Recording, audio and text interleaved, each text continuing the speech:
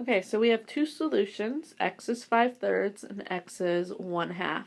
So remember the exponent is a 2. That tells us at most it can have two answers, and this one has two. Now you can, if you're satisfied with how to solve it using factoring, you could pause the video, stop the video. I'm going to redo this problem, but now I'm going to show it with another method, and I'm going to use quadratic formula. Okay, so our A value is going to be the 6. Our B value is -13. And then remember that it has to equal 0. So I'm going to add 5 to both sides, which would make it our equation now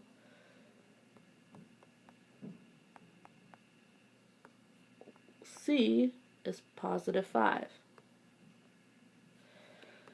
Okay, so now we plug it into our quadratic formula. So we have -b plus or minus.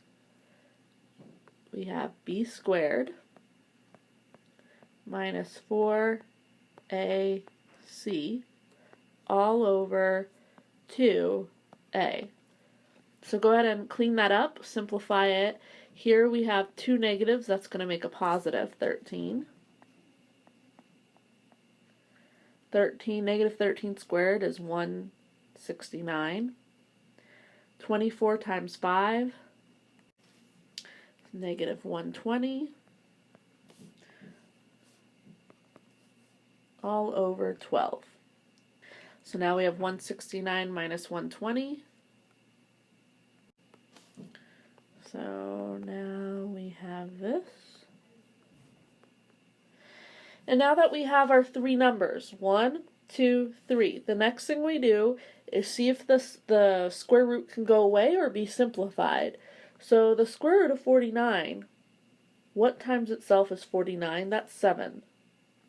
Okay, now we have our two answers, 13 plus 7 divided by 12, and we can also get another answer, 13 minus 7 divided by 12.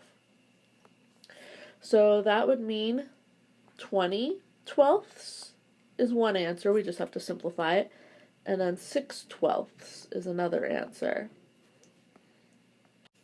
Okay, so 20/12, that simplifies to 5/3, and then 6/12 simplifies to 1/2.